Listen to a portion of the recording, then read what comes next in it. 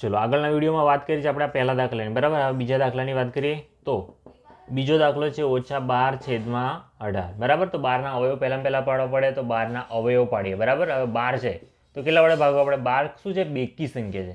બેકી સંખ્યાને કેટલા વડે ભગાય? 2 વડે. 2 છંગ 12, 0 0, બરાબર. તો આપણે 6 આવ્યા, 6 ક્યાં મૂકવાના? અહીંયા મૂકવાના. કોના વડે ભાગ્યું છે? 2 વડે ભાગ્યું છે. ચલો ફરી બેકી સંખ્યા છે, 6 ને કેટલા વડે ભાગીશું? 2 વડે ભાગીશું, તો 2 લખી દો. હવે 2 તરી 6, 0, બરાબર. કેટલો જવાબ આવ્યો? 3 આવ્યો, તો 3 અહીંયા મૂકી દેવાના. ચલો હવે 3 તો કેવા છે? અવિભાજ્ય સંખ્યા છે. 3 ને કેટલા વડે ભાગવા પડે? 3 વડે જ ભાગવા પડે. 3 એકા 3, 0, બરાબર. તો અહીંયા 3 વડે ભાગ્યા, જવાબ આવ્યો એ નીચે. અહીંયા જે ભાગફળ આવી આપણે નીચે લખવાનો. 1 આવે એટલે આપણો વાર્તા પૂરી, બરાબર ને. આ જે મળી ગયું એ જવાબ આપણો 1 આવવો જોઈએ. તો 12ની જગ્યાએ શું મળ્યું આપણને? તો પહેલાં લખી દેવાના, ઓછા લખી દેવાના, પછી કૌંસ કરી દેવાનો, 2 ગુણ્યા 2 ગુણ્યા 3. હવે છેદમાં કેટલા છે? 18 છે. 18 માટે ફરી અવયવ પાડી દઈએ 18ના. તો 18ના અવયવ લખી દો 18. હવે 18ને કેટલા વડે ભાગવા પડે? બેકી સંખ્યા છે, 2 વડે ભાગાશે. 2 નવા 18, 0 0. ચલો કેટલા જવાબ મળ્યો? 9 મળ્યો. 9 મળ્યો અહીંયા લખી દેવાના. ચલો હવે શું છે? 9 છે. 9 કેવી સંખ્યા છે?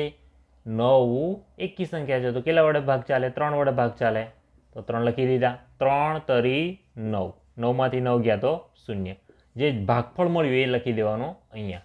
ચલો હવે 3 છે તો 3ને કેટલા વડે ભાગવા પડે? તો 3ને તો 3 વડે જ ભગાય. 3 એકા 3, 0, બરાબર.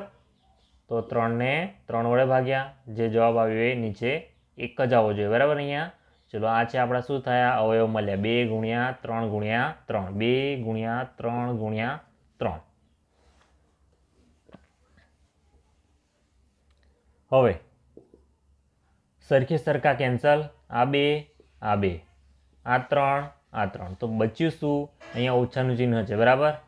2/3, બરાબર. શું મળ્યું? -2/3. તો આ થઈ ગયો આપણો બીજો દાખલો, બરાબર. શું કીધું છે? પ્રમાણિત રૂપ. પ્રમાણિત રૂપ કહેવાય કોને? તો અંશ અને છેદમાં. જો અહીંયા 2 અને 2 સરખા હતા, અહીંયા 3 અને 3 સરખા હતા. પ્રમાણિત રૂપ એટલે એવું રૂપ કે જેમાં અંશ અને છેદમાં કોઈ અવયવ સરખા હોય નહીં, બરાબર. સમાન સંખ્યા હોવી જોઈએ નહીં. અંશ અને છેદમાંથી જે સરખી દૂર કરી દે અને જે સંખ્યા મળે એને કહેવામાં આવે આપણું પ્રમાણિત રૂપ, બરાબર. બીજા શબ્દોમાં શું કહેતા હતા? અતિ સંક્ષિપ્ત રૂપ. ચલો પ્રયત્ન કરવાનો દાખલો છે પાના નંબર 130 પર, બરાબર. તો એમાં સંખ્યા આપેલી છે -5/7 અને -3/8 ની વચ્ચે આવતી 5 સમય સંખ્યાઓ શોધો, બરાબર. આપણને કીધી છે કે આ બે સંખ્યાઓ છે એની વચ્ચે આવતી 5 સમય સંખ્યાઓ શોધો, બરાબર. તો પહેલા અહીંયા જો -5/7, અહીંયા છેદમાં છે 7, -3/8, તો અહીંયા 8 છે, અહીંયા 7 છે, બરાબર. બંને કેવા છે? છેદ અલગ અલગ છે, બરાબર. છેદ અલગ હોય તો આપણે વચ્ચેની સંખ્યા શોધવામાં થોડી મુશ્કેલી થાય. શું કરવું પડે? પહેલાં છેદ બંનેનો સરખો કરવો પડે. તો બંનેનો છેદ સરખો કરવા માટે શું કરવું પડે?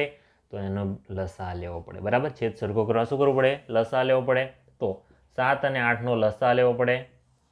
તો અહીંયા જુઓ, સીધો ખ્યાલ આવી જાય કે 7 કેવા છે? અવિભાજ્ય છે, બરાબર. અને 7ના ઘડિયામાં 8 આવતા નથી. આવે છે? નહીં આવતા ને. તો આવું કરવાની જરૂર પડે નહીં, બરાબર. જો તમને અહીંયાથી જ ખ્યાલ આવી જાય કે 7ના ઘડિયામાં તો 8 આવે નહીં, બરાબર. 7 દુ 14 થાય, 8 ના થાય. બંને કેવી છે? પરસ્પર અવિભાજ્ય છે. તો બંનેનો ગુણાકાર જ શું થઈ જાય? એનો લસા થઈ જાય, બરાબર. બંનેનો ગુણાકાર જ એનો લસા થઈ જાય. 7 8 56. તો લસા શું મળી જાય? લસા બરાબર 56 મળી જાય. પણ જો તમને ખ્યાલ ન આવે આવી રીતે, તો તમારે આ રીતે લસા શોધી કાઢવાનો રહેશે, બરાબર. અહીંયા શું કરવું પડે આપણે? તો પહેલાં તો 7 છે, અવિભાજ્ય છે, એટલે 7 એકા 7, બરાબર. 8 એમના એમ. હવે 8 એટલે બેકી સંખ્યા છે, એટલે કે કેટલા? 8/2 કરવા પડે, બરાબર. તો 2 ચોક 8, બરાબર. 0 કેટલા આવ્યા? 4 મળ્યા. ફરી 4 બેકી સંખ્યા છે, 2 વડે ભાગવા પડે. તો આ એક તેમનો એમ જ 2 વડે ભાગીએ 4ને, તો કેટલા થાય? 2 દુ 4, 0. તો જવાબ કેટલો મળ્યો? 2 અહીંયા મૂકી દેવાના. ચલો ફરી 2ને કેટલા વડે ભાગવા પડે? 2 વડે ભાગવા પડે. 2 એકા 2, બરાબર. તો આપણને કેટલા મળ્યા? લસા બરાબર આ જે સંખ્યાઓ છે એનો ગુણાકાર કરવાનો આપણે 7 ગુણ્યા 2 ગુણ્યા 2 ગુણ્યા 2 તો 7 દુ 14 14 દુ 28 28 દુ 56 બરાબર અથવા તો 2 દુ 4 દુ 8 8 સાતા 56 બરાબર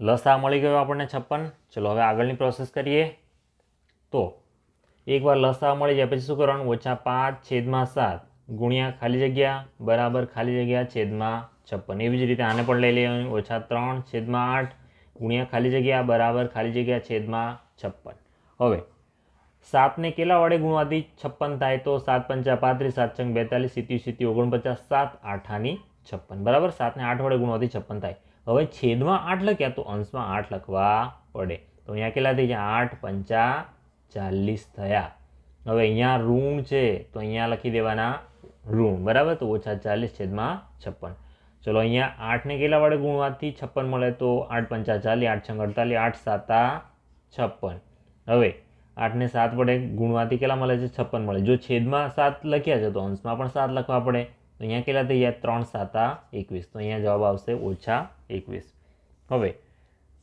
આપણને મળી ગઈ બે સંખ્યાઓ બરાબર કઈ મળી -40 છેદમાં 56 અને -21 છેદમાં 56 બરાબર તો હવે આ બેની વચ્ચેની કોઈ પણ 5 તમે સંખ્યા લખી શકો બરાબર કુલ સંખ્યાઓ કેટલી આવશે આની વચ્ચે કુલ 19 સંખ્યાઓ આવશે કેટલી 19 સંખ્યાઓ હવે 19 નહીં 18 આવશે બરાબર આ વચ્ચે કેટલી સંખ્યાઓ આવશે 18 સંખ્યાઓ આવશે તો આમાંથી 18માંથી કોઈ પણ તમે સમય સંખ્યા લઈ શકો દાખલા તરીકે આપણે લઈએ છીએ 39 છેદમાં 56 એક સંખ્યા લઈએ છીએ બીજી લઈએ છીએ -38 છેદમાં 56 ચલો બીજી લઈ લઈએ છીએ અહીંયાથી લઈ લઈએ હવે -22 છેદમાં 56 હવે -23 છેદમાં 56 પછી વચ્ચેની લઈ લઈએ